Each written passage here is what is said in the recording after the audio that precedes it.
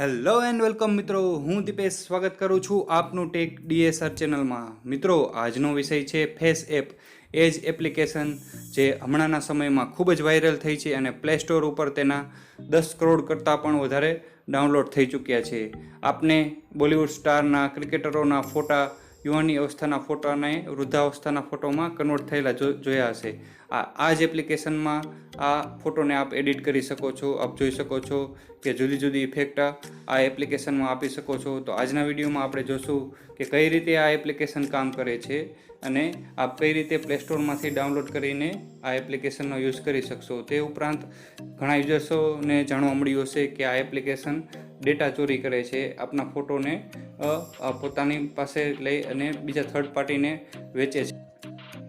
આ application download કરવા માટે સૌપ્રથમ તો તમારે પ્લે સ્ટોરમાં ફેસ એપ લખવાનું રહેશે। ફેસ એપ લખતા તમને આ પ્રકારના લોગોની એક એપ્લિકેશન આવી જશે। તેમાં જોઈ શકો છો કે આપ અલગ અલગ રીતે આપના ફોટાને આર્ટિફિશિયલ ઇન્ટેલિજન્સથી એડિટ કરી શકો છો। આ એપ્લિકેશન ફેસ રેકગ્નિશન દ્વારા આ આપના ફોટોને એડિટ કરે છે। હવે ચાલો મિત્રો, એપ્લિકેશન લોન્ચ થઈ ગઈ છે, તેને ઓપન કરીએ છીએ ફટાફટ। દોસ્તો, એપ્લિકેશન ઓપન કરતાં આપને જોવા મળશે જુદા જુદા એડિટિંગના ફીચર્સ આ એપ્લિકેશનમાં। ત્યારબાદ આપને સ્ટાર્ટ બટન પર ક્લિક કરવાનું રહેશે। સ્ટાર્ટ બટન પર ક્લિક કરતાં આપને જોવા મળશે ક્લાઉડ ફોટો પ્રોસેસિંગ માટેની પરમિશન, જે આપને એગ્રી કરવાની રહેશે। આ ક્લાઉડ ફોટો પ્રોસેસિંગમાં એગ્રી કરતાં આપ પરમિશન આપો છો કે આપનો ફોટો આ એપ્લિકેશનના જે ક્લાઉડ સર્વર છે તેમાં મોકલવામાં આવશે। ત્યારબાદ તેમાં પ્રોસેસિંગ થઈને આપને આપના ફોટો એડિટ થયેલું આપને રિઝલ્ટ આપવામાં આવશે। તો આ ડિફરન્સ છે। જે બીજી એપ્લિકેશન હોય છે તે મોબાઈલમાં જ એડિટિંગ કરીને આપને રિઝલ્ટ આપે છે। આપ જોઈ શકો છો આ ફોટોને હું અત્યારે એ જ ઓપ્શનમાં જઈને આપ ઓલ્ડ ઓપ્શન સિલેક્ટ કરશો તો આ ફોટો પ્રોસેસિંગ થઈને આપને એક વૃદ્ધાવસ્થાના વ્યક્તિનું આપને એ રિઝલ્ટ આપે છે એડિટિંગ થયેલું। તો આ એપ્લિકેશન આર્ટિફિશિયલ ઇન્ટેલિજન્સ અને ફેસ રેકગ્નિશન દ્વારા એક ઇમેજ પ્રોસેસિંગ કરીને આપને એક શાનદાર।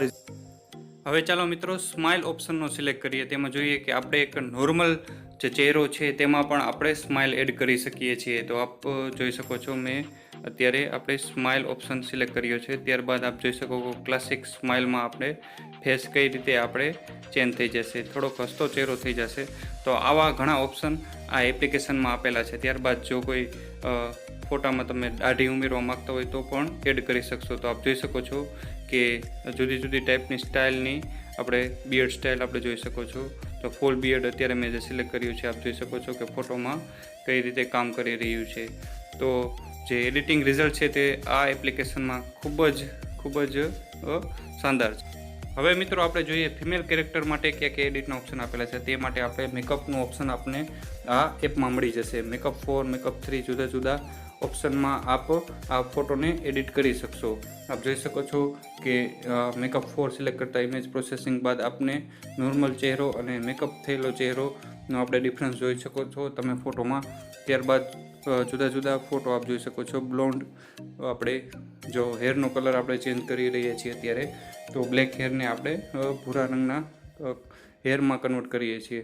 તો આ ઓપ્શન આપને જોવા મળશે। ત્યારબાદ આપણે એ જ ઓપ્શનમાં આપને ઓલ્ડ એટલે કે ચહેરા પર કરચલીઓ આવી જાય છે અને વૃદ્ધાવસ્થાનો ફોટો આપને એડિટ થયેલો જોવા મળે છે।